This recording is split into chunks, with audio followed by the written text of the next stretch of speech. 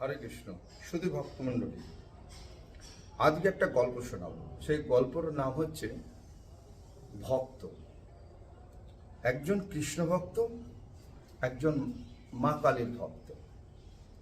দুজনই ভক্ত, তো দুজনে আবার খুব ভালো বন্ধু।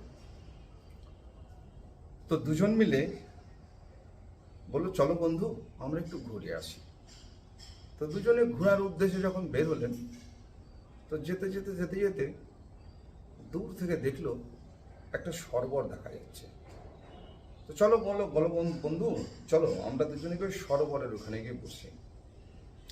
তো সেই সরোবরের কাছে যখন গিয়ে পৌঁছালো দুই বন্ধু, কে কে? কৃষ্ণ ভক্ত একজন, মা কালীর ভক্ত একজন। তো সরোবরের ওখানে গিয়ে দেখলো সেই সরোবরে একটা অনেক বড় পদ্ম ফুল ফুটেছে। একটাই পদ্ম ফুল ফুটেছে পুরো সরোবর জুড়ে, এবং খুব বড়। তখন দুজনে বসলো। প্রথমে বসার পর ওই পদ্ম ফুলটার দিকে দুজনেরই নজর আছে।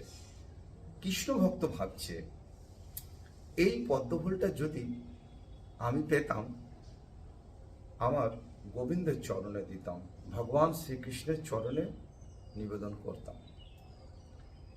আর মা কালীর যে ভক্ত, উনি ভাবছে, এই পদ্ম ফুলটা যদি আমি পেতাম, আমি আমার মায়ের চরণে দিতাম। দুজনের উদ্দেশ্য খুব সুন্দর, মহৎ উদ্দেশ্য। এই কথা ভাবতে ভাবতে হঠাৎ কৃষ্ণ ভক্ত ধৈর্য ধরল না। উনি কি করলেন? ঝাঁপ দিয়ে সে সরোবরে পড়ে গেলেন। আর পড়ার সঙ্গে সঙ্গে যে মা কালীর ভক্ত বসেছিল, উনিও ঝাঁপ দিয়ে পড়লেন। তারপরে দুজনে খুব জোরে সাঁতার শুরু করে দিল। সাঁতার কাটার উদ্দেশ্য হচ্ছে পদ্ম ফুলটাকে নেওয়া। তো যে পাবে প্রথম, তার পদ্ম ফুল। তো সাঁতার কাটতে কাটতে কাটতে কাটতে যে কৃষ্ণ ভক্ত, উনি পিছিয়ে গেলেন, উনি আর পারছেন না। কিন্তু যে মায়ের ভক্ত, সে কিন্তু রীতিমতো ফুলটার কাছে চলে গেছে। তো ফুলটার কাছে গেছে, কতদূর বাকি আছে? মাত্র আর 5 হাত জায়গা বাকি আছে। 5 হাত সাঁতার কেটে গেলেই মা কালীর ভক্ত পদ্ম ফুলটা পেয়ে যাবে। কৃষ্ণ ভক্ত কিন্তু পাবে না। কৃষ্ণ ভক্ত যেহেতু 5 হাত পিছনে আছে।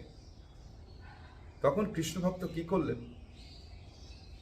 ওই সাঁতার কাটতে কাটতে ডান হাতে ওই জল নিলেন। জল নিয়ে সেই ফুলটাতে জলটা ছিটিয়ে দিলেন, আর মুখে বললেন, ওম গোবিন্দায় নমঃ। আবার জল নিয়ে ছিটিয়ে দিলেন, ওম গোবিন্দায় নমঃ। আবার জল নিয়ে ছিটিয়ে, ওম গোবিন্দায় নমঃ ছিটিয়ে দিলেন। রীতিমতো মায়ের ভক্ত যিনি, উনি ফুলটা কিন্তু তুলে নিলেন, পদ্ম ফুল। কৃষ্ণ ভক্তের মনে একটু দুঃখ হলো, ফুলটা আমি পেলাম না, ভগবান শ্রীকৃষ্ণকে দিতে পারলাম না। আর এইদিকে মা কালীর যিনি ভক্ত, উনি খুব আনন্দ পেয়েছে, এই ফুল আমি মায়ের চরণে দেব। ঠিক আছে, রীতিমতো সাঁতরে উঠে পড়লো ডাঙায়। উঠে পড়ার পর সেই ফুল নিয়ে তো রীতিমতো মা কালীর যিনি ভক্ত, উনি চলে গেলেন মায়ের কাছে। তো মাকে গিয়ে বললেন, হে মাতে, জগৎ জননী মা, আমি তোমার জন্য একটা পদ্ম ফুল এনেছি মা, খুব বড়, অতি সুন্দর। তার রং ছিল খুব সুন্দর, এবং পদ্ম ফুলটা খুব বড় ছিল। তো মায়ের চরণে যখন সেই পদ্ম ফুলটা অর্পণ করতে গেল, তখন মা কালী স্বয়ং মৃন্ময়ী মূর্তি বলে উঠল, পুত্র, তুমি এই পদ্ম ফুলটা আমার চরণে দিও না, আমার মস্তকে দাও। আজকে আমি নিজেকে খুব ভাগ্যবান বলে মনে করছি। তার কারণ, এই পদ্ম ফুলটা গোবিন্দ সেবায় লেগে গেছে। তোমার বন্ধু গোবিন্দকে অর্পণ করে দিয়েছে। তো বললো, মাতে, আমি তো ফুল প্রথমে পেয়েছি, ও কি করে গোবিন্দ সেবায় লাগিয়ে দিল আমার আগে? তো বলল, পুত্র, জল নিয়ে হাতে বলেছিল, ওম গোবিন্দায় নমঃ, ওম গোবিন্দায় নমঃ, ওম গোবিন্দায় নমঃ। তাই গোবিন্দ সেবায় লেগে গেছে। এই ফুলটা পুত্র তুমি আমার মস্তকে দাও। আজ আমি নিজেকে খুব ধন্য মনে করছি, সৌভাগ্যবতী মনে করছি। তার কারণ, ভগবানের চরণে অর্পিত পুষ্প, সেই পদ্ম কমল আমি পেয়ে গেছি, আমার মস্তকে দাও।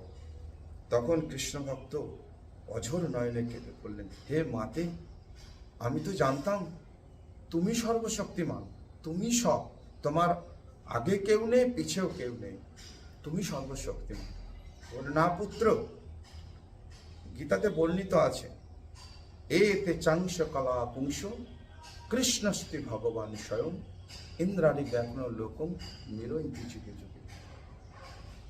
হ্যাঁ, আমরা সবাই ভগবান শ্রীকৃষ্ণ থেকে এসেছি, নারায়ণ থেকে এসেছি। তো পুত্র, তুমি এই পদ্মফুল আমার মস্তকে দাও। তখন পুত্র সেই মা কালীর ভক্ত মায়ের মস্তকে সেই পদ্মফুলটা অর্পণ করলেন এবং কৃতাঞ্জলি ফুটে নত মস্তকে মায়ের চরণে প্রণাম করে অঝোর নয়নে কাঁদতে কাঁদতে প্রণাম করলেন, হে মাতে, আপনার যেটা ইচ্ছা সেটাই হোক।